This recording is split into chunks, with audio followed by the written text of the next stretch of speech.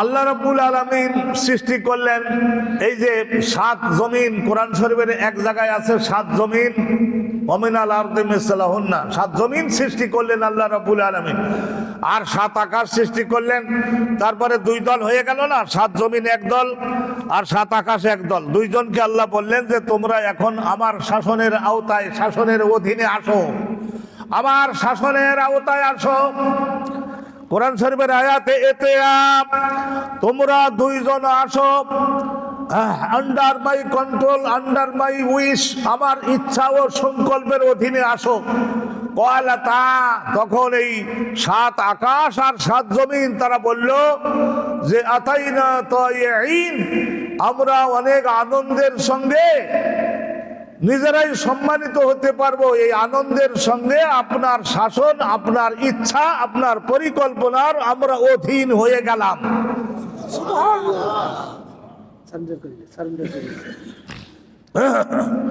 আমরা আপনার অধীন হয়ে গেলাম।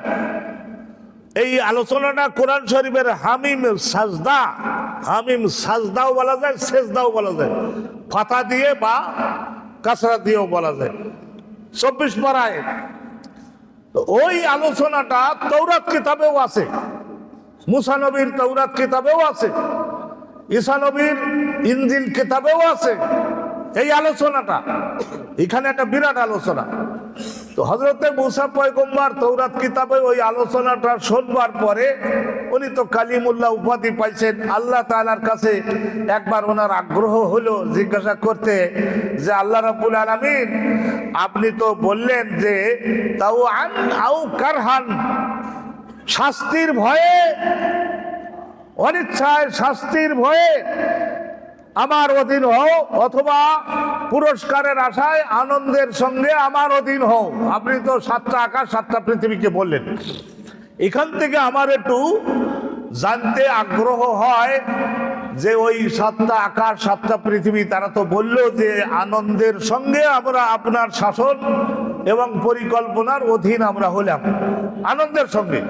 তো তারা যদি ওখানে বলতো, ওই সাতটা আকাশ আর সাতটা পৃথিবী যদি বলতো যে আমরা আপনার অধীন হব না, আপনার শাসন আমরা মানি না, এইরকম যদি তারা বলতো, তাহলে আপনি তাদের বিরুদ্ধে কি ব্যবস্থা নিতেন, এইটাই তো আমার জানবার আগ্রহ। হ্যাঁ, আপনার কাছে আমার একটু এইটা জানবার আগ্রহ। তখন ওখানে আলোচনা আছে, মনোযোগ দিবেন। ওই জায়গায় তখন আল্লাহ রাব্বুল আলামিন পরিষ্কার মুসা নবীকে জানালেন যে অবাধ্য হলে কোনো গাছ যদি ফল না দেয়, এটা আমি বলতেছি, কোনো গাছ যদি ফল না দেয়, কোনো গরু যদি বাচ্চা না দেয়, লাঙ্গল চাষ না করে, তাহলে তখন মালিকে কি করে? নিশ্চয় কেটে ফেলে, জবাই করে খেয়ে ফেলে, এ সমস্ত করে না? তাহলে ওই সাতটা আকাশ সাতটা পৃথিবী যদি আমার উদ্দেশ্য বাস্তবায়ন না করে, যে জন্য তাদের বানাচ্ছি সেই কাজ যদি না করে, তাহলে তাদের বিরুদ্ধে আমি কি করব? অবশ্যই তাদেরকে আমি ধ্বংস করে ফেলবো, এটা তো জানা জিনিস। হযরতে মুসাকে আল্লাহ বলেন, তো বলে এই সাতটা আকাশ সাতটা পৃথিবী কিভাবে ধ্বংস করতেন, এত বড় বড় সৃষ্টি। আল্লাহ পাক রব্বুল আলামিন তখন বললেন, এজান আমার তো দাব্বাতান মিন দাওয়াবিকা ইয়াকুলাহুন্না জামিআন। তখন আমার এই সাতটা আকাশকে সাতটা পৃথিবীকে ধ্বংস করবার জন্য আমি আল্লাহর এত ব্যবস্থা আছে, কোনো বেগ পেতে হতো না। এজান আমার তো দাব্বাতান মিন দাওয়াবি, আমি লক্ষ লক্ষ পশু জানোয়ার জন্তু সৃষ্টি করে রেখে দিয়েছি।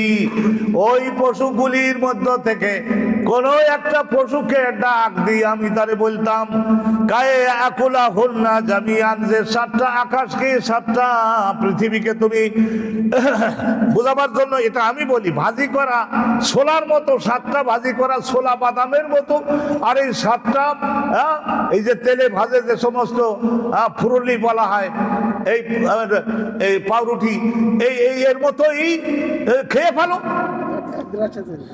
এই সাতটা আকাশকে সাতটা পৃথিবীকে খেয়ে ফেলো তুমি, আমি এগুলো রাখবো না, আমার অবাধ্য হয়েছে, রাখবো না, খেয়ে ফেলো। একটা আমার পশু প্রাণী সৃষ্টি করা আছে, ওদেরকে ডাক দিয়ে আমি বললাম খেয়ে ফেলো। তো হযরতে মুসা পয়গম্বর শুনে তখন উনি খুবই স্তম্ভিত হলেন এবং বললেন যে আল্লাহ, তাইলে 7টা আকাশ 7টা পৃথিবীকে চাবাইয়ে ছোলা বাদামের মতো পিঠের মতো খেয়ে ফেলতে পারে আপনার সেই পশু, তা সেই পশুকে কত বড় পশু, আর সেই পশু তাও বললেন যে লক্ষ লক্ষ, তার মধ্যে থেকে একটাকে ডেকে বলতাম খেয়ে ভালো। তাহলে সেই পশুগুলিকে আপনি রাখছেন কোন জায়গায়?